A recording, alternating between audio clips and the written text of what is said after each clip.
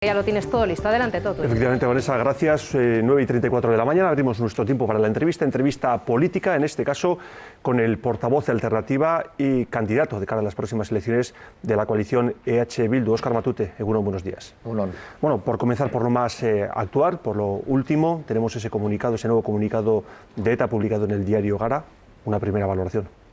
Bueno, yo creo que lo que se traduce de ese comunicado no es otra cosa que la confirmación de una decisión que fue celebrada por la sociedad vasca, que es una decisión que se remonta al 20 de octubre del año pasado y que es la del cese definitivo de la actividad armada por parte de ETA.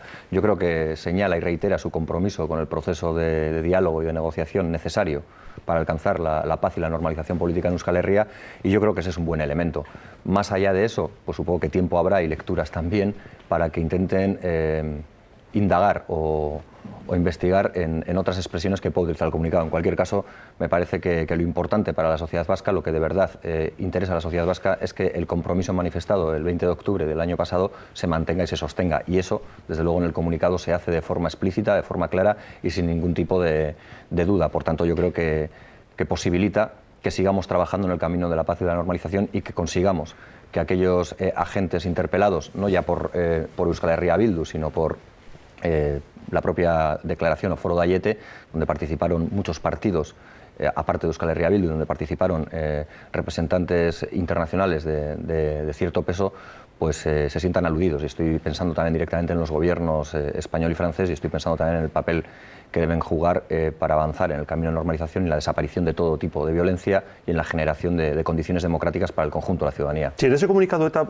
señala que estamos al comienzo del camino e instan a la izquierda abertzale a superar errores y carencias. Además, dice que todos, incluida la propiedad, tienen que trabajar en los siguientes pasos a dar. ¿Eso se puede interpretar como una tutela por parte de ETA hacia la izquierda abertzale? Pues yo creo que no debería interpretarse así en ningún caso. Es decir, yo lo que veo ahí es que hay un elemento en todo caso de autocrítica, y creo que eso va bastante acorde con lo que la sociedad vasca espera y desea de todos los agentes políticos, sociales, sindicales y de otro tipo que tienen algún tipo de relación con el proceso de paz. Es decir, que todos hagamos una revisión autocrítica de nuestro papel en el pasado y seamos capaces de proyectar hacia el futuro un escenario donde la posibilidad de alcanzar acuerdos no sea solo una utopía, sino que sea un tránsito normal y natural. Y también puedo señalar que desde luego no la ha habido y no la va a haber ningún tipo de tutela en EH Bildu que no obedezca a la de la lógica de la discusión política entre las formaciones políticas presentes y fundantes o fundadoras de Euskal Herria Bildu. Ese es el único. Es decir, lo que Euskal Herria Bildu hace y dice obedece exclusivamente a la determinación, a la decisión y a la deliberación de las formaciones políticas presentes, no a ninguna otra. No ha sido así antes y no va a ser así ni ahora ni a continuación. Bueno, pues cambiamos de asunto para abordar otro asunto también de máxima actualidad, porque nos referimos a lo ocurrido ayer durante la jornada del 26 de septiembre, jornada de huelga general convocada por el ALAB y por otra serie de sindicatos nacionalistas. Valoración de lo ocurrido ayer y una pregunta directa. Una convocatoria como la de ayer, al margen de las cifras, porque hay un baile de cifras evidente como siempre ocurre, ¿aporta algo, resta algo? ¿Qué suma, qué resta lo ocurrido ayer? Yo creo que, para señalar lo primero, lo que resta es no movilizarse. Hay quien dice que va a haber gente que no se va a movilizar hasta que no lo pierda todo. Es decir, que probablemente cuando pierda todo perderá el miedo también a movilizarse. Yo creo que movilizarse para denunciar un sistema como el actual, profundamente injusto y que solo sabe generar desigualdades y atacar directamente a las clases trabajadoras y a los sectores más desfavorecidos en beneficio o para blindar el estatus de seguridad de los bancos y de los mercados, es absolutamente necesario. Creo también que hay que señalar que es la quinta huelga general en 3 años. Es decir, que nadie puede decir que en Euskal Herria, o que en Euskal Herria, para ser más exacto, no se esté con un grado de conciencia alta sobre lo que nos está pasando y sobre lo que nos están haciendo. Y yo creo que movilizarse siempre es necesario. Creo que la huelga fue un éxito, pero hablabas de lo que aconteció ayer en la huelga general y me parece importante, porque yo creo que hubo una movilización muy importante de trabajadores y trabajadoras de Euskadi, de la clase trabajadora, que sigue existiendo porque seguimos en pleno debate o en plena confrontación de eso que se llama la lucha de clases.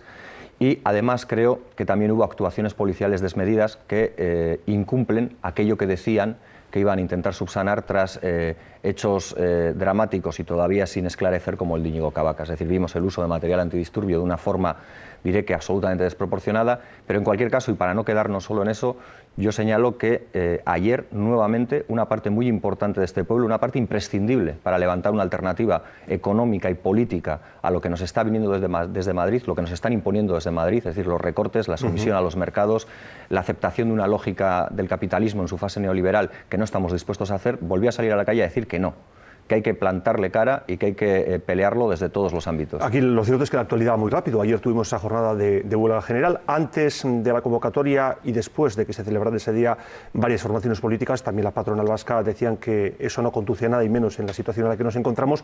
Y hoy mismo vamos a conocer los presupuestos generales del Estado y ya lo anuncian con severos recortes.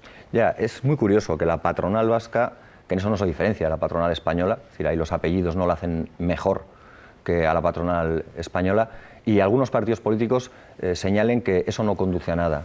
Lo que sí que tenemos claro es la certeza y la constancia de que sus políticas, sus reformas laborales, sus abaratamientos del despido, su posibilidad de echar a la calle a la gente sin ningún tipo de conmiseración, lo único que conduce es a más paro, a más precariedad y a más exclusión, que conduce a una sociedad más fracturada y que conduce desde luego a seguir pisando la cabeza con la bota del poder de los que siempre han estado abajo. Yo creo que lo que no conduce a nada es quedarse en casa, lo que no conduce a nada es hacer lecturas pesimistas del tipo de una huelga no sirve para nada, porque quien hace huelga es consciente de lo que arriesga, pero también es consciente de que está luchando. Y desde luego, si no luchamos, si no se combate a todo lo que nos está viniendo, si no seguimos reclamando la necesidad de dotarnos de instrumentos propios para no tener que ser sumisos ante lo que viene de Madrid, no vamos a poder hacer frente a toda esta ola de recortes. Sí, pero ¿contra quién se combate? Porque entendemos que la crisis es global, es de nivel planetario, término que utilizan algunos, y por tanto no sé si, por ejemplo, el gobierno vasco tiene herramientas suficientes como para hacerle frente.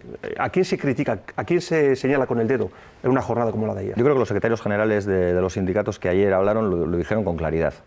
Se combate a un sistema, en este caso el capitalista, y en su fase actual, que es la neoliberal o de expansión neoliberal, que se lleva por delante los derechos de los trabajadores y trabajadoras, de este pueblo y del conjunto de pueblos. Y es evidente que el gobierno vasco, en la actualidad, no tiene los resortes o herramientas necesarias para hacer frente a esa oleada de recortes. Pero la pregunta que habría que hacerse es, ¿quiere este gobierno tener esas herramientas o prefiere seguir al dictado que le mandan desde, no ya Madrid, sino Europa, los mercados? Nosotros en Euskal Herria Bildu hoy lo tenemos muy claro. Cuando hablamos de soberanía, no lo hacemos como un concepto abstracto o como una reivindicación romántica. Lo decimos porque solo desde la soberanía podemos dotar a este pueblo, a la clase trabajadora, a los sectores más desfavorecidos de las herramientas necesarias para decir que no, y para decir que no a ese sistema, para decir que no a esos recortes que nos imponen desde Madrid y para decir que sí a unas nuevas formas de organización política partiendo de la participación ciudadana y también que sí a una alternativa económica y social que desde luego transite por los caminos de la izquierda y que sea capaz de contraponer un muro de resistencia ciudadana y un muro de dignidad personal y colectiva, como pueblo y como ciudadanos y ciudadanas, frente a todo lo que se está llevando por delante nuestros derechos. Sí, lo cierto es que, hablando del reparto del esfuerzo social que hay que hacer para hacer frente a la situación, del reparto de ingresos a poner cada uno para poder seguir avanzando, la Fiscalía, lo cierto es que todos los partidos lo están utilizando, están hablando de qué es lo que harían ellos y, por ejemplo, centrándonos o fijándonos en la Diputación de Guipúzcoa, han hablado de la posibilidad de implantar un impuesto de grandes fortunas que ya el Partido Socialista ha dicho que lo va a apoyar, la fiscalidad, uno de los pilares fundamentales de este debate preelectoral. Sí, yo creo que los ciudadanos y ciudadanas lo primero que tendrían que observar, y seguramente así lo hacen, es que es curioso que muchas de esas medidas o de esas reformas fiscales se propongan solo en campaña electoral cuando uno, si echa la vista atrás a lo que se ha hecho en el pasado reciente, es decir, en los últimos 3 años, por esos mismos partidos que hoy hablan de hacer reformas fiscales, se encuentran una actitud contraria a esa. Perdone, pero puede haber alguno que diga, sí, pero la Diputación de Guipúzcoa también anuncia el apoyo a ese impuesto de grandes fortunas, coincidiendo con la precampaña. No, pero la Diputación de Guipúzcoa lleva un año, es decir, Bildu lleva un año en la Diputación de Guipúzcoa, no lleva 3, ni 4, ni 30, como algunos llevan en la Diputación de Vizcaya, por ejemplo, y en un año ha llevado a cabo medidas y reformas que nos hubiera gustado que fueran más profundas, pero que si no lo han sido, ha sido porque no contamos con la mayoría absoluta necesaria en una Cámara para poder llevarlas hacia adelante. Esas medidas se llevan implantando desde hace un año, no nacen ahora en la campaña electoral. Han sido criticadas, muy criticadas, las medidas llevadas a cabo por la Diputación Foral de Guipúzcoa durante todo este periplo de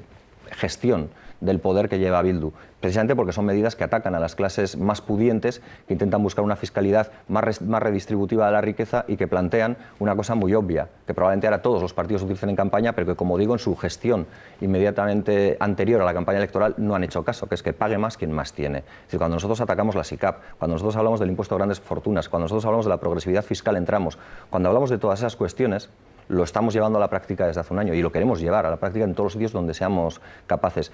No es casual que la línea fundamental de ataques, por ejemplo, del delegado del Gobierno, se centren siempre y se ceben exclusivamente en Bildu y no en otras diputaciones. Cuando el delegado del Gobierno en estos días está instándonos a que cumplamos con los recortes, lo que está señalando es que no estamos dispuestos a cumplir con los recortes. Si el delegado del Gobierno señalara a otras diputaciones forales, podríamos creer entonces que esas otras diputaciones forales, y no hablo de la guipuzcoana, sino de la alavesa y la vizcaína, también están en contra de los recortes, pero no veo que haya ataque del delegado del Gobierno contra esas dos instituciones forales y sí contra la guipuzcoana, porque nos negamos a quitar la paga extra o porque nos negamos a llevar a cabo otro tipo de medidas y recortes. Al margen de la Fiscalía, mirando las elecciones, ¿la pugna especialmente dura de EH Bildu es con el PNV? ¿Es el rival político a batir? No. Nosotros tenemos un objetivo muy claro, y es llegar al mayor número posible de ciudadanos y ciudadanas, pero no llegar solo para transmitirles el mensaje, sino para recibir sus impresiones. Nosotros queremos hacer de Euskal Herria Bildu una herramienta al servicio de la ciudadanía, no una herramienta para servirse de la ciudadanía. Es, por tanto, nuestro objetivo principal llegar a los ciudadanos y ciudadanas. Nosotros siempre hemos señalado que Euskal Herria Bildu quiere hacer política de otra manera, que propone lo que propone para poder hacer política de otra manera, y estoy hablando de la soberanía y del cambio en el modelo económico y social, o en la apuesta por un nuevo modelo económico y social para Euskal Herria, y lo que vemos es que en esa apuesta estamos muy solos, que en esa apuesta no está el PNV, en esa apuesta no está el Partido Socialista y en esa apuesta no está el Partido Popular. Y sí que vemos y constatamos, y ayer en las calles de Euskal Herria o de Euskal Herria se pudo ver con suma claridad, cómo con quienes defienden la necesidad de decir no y basta ya a esos recortes y levantar, y en la apuesta por levantar un modelo económico y social diferente y propio desde Euskal Herria, pues hay una formación política que coincide con los convocantes, que es Euskal Herria Bildu, y vemos que hay otras formaciones políticas, en este caso el PSOE, el PP y el PNV, que coinciden con quien critican y atacan la convocatoria de huelga general, como los empresarios. Sí, dice por tanto que PNV, PSE y PP no están en esa línea que destacaba usted. ¿En qué línea van? Defíname cómo ve a estos partidos ahora en pre-campaña. Sí, yo creo que la lógica del PNV, del PP y del PSOE no es una lógica propia. Es decir, no es una lógica... los puede diferenciar, ¿eh? No me los puede meter todos en el mismo saco, como usted desee. Digo, a la hora de definirlos... No, digo porque el tiempo en una entrevista es limitado y yo creo que soy bastante expansivo en mis respuestas y llevaría a que no pudiera terminar.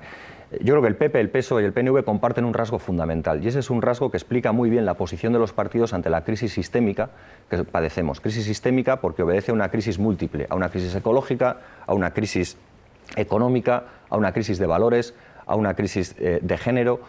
Yo creo que ahí, en toda esa lectura, el PP, el PSOE y el PNV han optado por un camino, que es intentar parchear el actual modelo económico y social sin salirse de él, para así ganarse el favor y el crédito de los mercados, que son quien realmente mandan. Es decir, estamos hartos de ver gobiernos títere, gobiernos que son marionetas al servicio de intereses que no se presentan a las elecciones, pero determinan cómo tenemos que vivir, o mejor dicho, cómo tenemos que malvivir en los próximos años. Ahí, en esa idea del sostenimiento de un sistema como el vigente, que es profundamente injusto, insolidario y capaz de sacrificar a las personas en beneficio del capital, nosotros no jugamos. Nosotros queremos construir una nueva realidad, queremos salirnos de esa lógica de sumisión y de servidumbre y queremos proclamar que la dignidad de las personas está por encima de los beneficios o del dinero y que tenemos que ser capaces de hacer política de abajo arriba y pensando en los ciudadanos y ciudadanas. Y ahí, como digo, hay una línea de fractura fundamental entre nosotros y el resto. Pues pensando en los ciudadanos y las ciudadanas que destacaba usted, hay muchos que demandan o exigen que los partidos políticos adelanten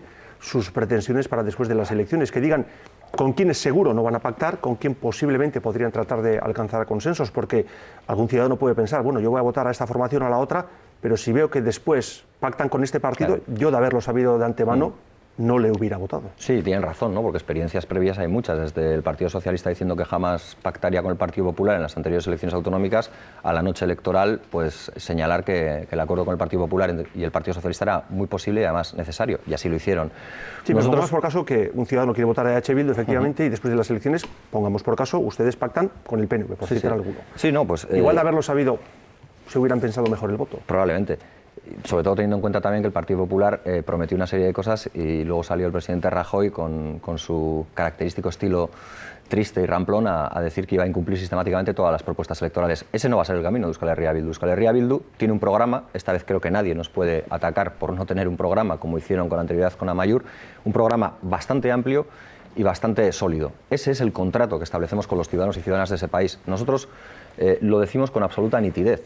Lo que llevamos en el programa lo llevamos porque consideramos que es bueno, que es lo mejor que se puede ofrecer a los ciudadanos y ciudadanas y que está pensado para que nadie en este país tenga que sufrir la indignidad de vivir en condiciones pésimas y sometidas a los intereses especulativos. Con ese programa electoral nosotros tenemos un contrato con la ciudadanía que no vamos a romper para alcanzar acuerdos con ninguno. Por supuesto que estamos dispuestos a hablar y a sentarnos con cualquiera, porque creemos en la fuerza del diálogo y porque creemos que en el escenario de la política la palabra es quien tiene el peso determinante. Pero hablar con cualquiera no significa pactar con cualquiera y hacerlo a cualquier precio. Nosotros tenemos un programa electoral, ese programa electoral va a guiar nuestras conversaciones después del 21 de octubre, si nos tocara conformar gobierno, y desde luego lo que no vamos a hacer es traicionar nuestro programa para acceder al poder, porque se trata de llegar al poder para cambiar las cosas, no llegar al poder para cambiarse a sí mismo. Muchos partidos acceden a llegar al poder a cambio de cambiarse a sí mismos, cambiarse su tronco fundacional, sus ideas inspiradoras, a cambio de mantenerse en la gestión del poder. Nosotros no, es decir, nosotros queremos ser una opción o una herramienta al servicio de la ciudadanía y solo vamos a ser una herramienta al servicio de la ciudadanía en tanto en cuanto seamos leales con lo que hemos ofrecido a la ciudadanía. Mirando a Cataluña, parece que hoy se va a confirmar el hecho de que habrá referéndum previsiblemente en la próxima legislatura. Decía más, ¿lo acepte el gobierno español o no? Sí, yo creo que sitúa la posición de Mas, y yo creo que más allá de la posición de Artur Mas, la posición que el pueblo de Cataluña manifestó el 11 de septiembre en la Diada Nacional con esa manifestación impresionante, sitúa en el centro de la actualidad política un debate fundamental, y es que el Estado español, nacido de una transición pactada en la que los poderes fácticos de la dictadura franquista salieron, si no reforzados, bien salvaguardados sus intereses, ha tocado fin. Es decir, el Estado español y todo el nacionalismo español que ha venido desarrollándose en torno a él para dotarle de una continuidad ha quebrado. Y ha quebrado porque la transición se hizo como se hizo, y se hizo para preservar los rasgos de poder de determinada élite de poder, y no se hizo pensando en la búsqueda de un acomodo democrático, realmente democrático, a los pueblos y naciones que todavía en ese momento y todavía hoy se incluían dentro de lo que se viene a llamar el Estado español. Yo creo que hay un debate abierto, un debate profundo, y yo creo que ahí hay que ser claro. A la ciudadanía no podemos engañarlas con propuestas que no sean claras. No podemos hablarles unos días de nuevos estatus y otros días hablarles de convivencias frente a divorcios. Nosotros en Euskal Herria Bildu creo que somos sumamente claros, tan claros que así lo perciben no solo la ciudadanía, sino los periodistas, los detractores y los menos detractores. Nosotros queremos la soberanía nacional plena y la queremos para poder librarnos del yugo que supone tener que estar sometidos a memorándums y a dictámenes que nos llegan desde Europa y que nos obligan a degradar las condiciones de vida de nuestros ciudadanos y nuestras ciudadanas. Nosotros queremos ser dueños de nuestros aciertos y de nuestros errores, y queremos poder tener la oportunidad de levantar una alternativa real a las políticas económicas y sociales que nos llegan desde Madrid y que a día de hoy, y que a nadie le quede ninguna duda, son impuestas. Bueno, y antes de terminar, una última cuestión. Por lo visto, la AVT, la Asociación de Víctimas del Terrorismo, ha pedido que se prohíba un acto que está previsto para esta tarde en la Universidad de Zaragoza, en la que, si mal no tengo entendido, tiene previsto participar usted mismo, bajo el título El nuevo tiempo político en Euskal Herria. ¿Cómo está la cosa? Bueno, pues como lo ha señalado, yo creo que la AVT ha remarcado un perfil que mucha gente venimos denunciando desde hace mucho tiempo, incluso antes de la gestación de Euskal Herria Bildu y de Bildu. Es que se le ha conferido un papel político que en absoluto debiera tocarle a una asociación de víctimas, y lo digo desde el respeto a todas las víctimas de cualquier tipo de violencia, y en el ejercicio de ese papel político que se les ha conferido, pues intentan interferir en algún acto que tendría que ser absolutamente normal y natural, que una opción política legal, y Euskal Herria Bildu, recuerdo, a quien no lo sepa, es una formación política o una coalición de partidos absolutamente legal, pueda ir a cualquier lugar a exponer sus visiones y sus planteamientos, aceptando que pueda haber otras visiones y otros planteamientos. Lo que ya no es tan tolerable es que desde la AVT se viertan descalificaciones y se viertan determinado tipo de calificaciones que, si yo mismo las haría de cualquier otra persona, me llevarían inexorablemente camino de presidio. Es decir, no se puede decir de mí ni de otra gente, que creo que tenemos un compromiso que además no ha variado, bastante claro, en el rechazo de cualquier tipo de acción violenta, pues que somos unos asesinos o que hemos sido asesinos que ahora estamos disfrazados de demócratas o cosas por el estilo. El carné de demócrata en este país se reparte con mucha gratuidad en algunos casos y se reparte por gente que probablemente no pasaría ni el test de GB del carácter democrático. Es decir, que gente que mira con añoranza tiempos pasados que nada tuvieron de democráticos, se permita el lujo de decirnos a otros si somos o no somos demócratas, lo único que determina es que el estado de salud de la democracia española es bastante inquietante. Óscar Matute, candidato de Euskal Herria Bildu y portavoz de Alternativa, gracias por acudir a Euskal Telebista. Buenos días. A vosotros, Agur. Bueno, Vanessa, hasta aquí la entrevista.